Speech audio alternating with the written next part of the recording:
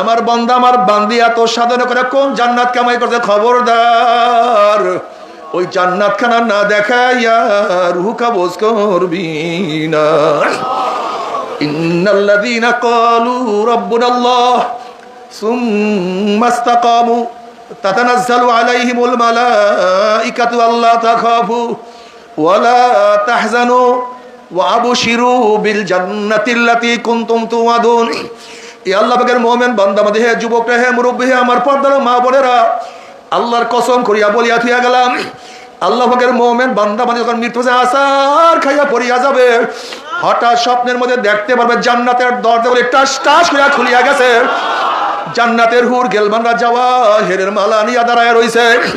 বলবে আল্লাহ তাখাফু ওয়ালা তাহজানু, হে আল্লাহ পাকের মুমিন বান্দা মাঝে কোনো ভয় নাই, কোনো চিন্তা নাই। এত সাধনা করে কোন জান্নাত কামাই করছো, ও যে দেখো সেই জান্নাত। ওই জান্নাত দেখার সাথে সাথে আল্লাহ পাকের মুমিন বান্দা বান্দির রূহটা পাগলের মতো জান্নাত থেকে দৌড় মারবে।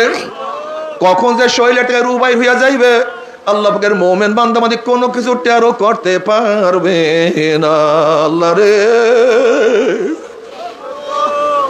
একজনকে মাহরুম করিও না,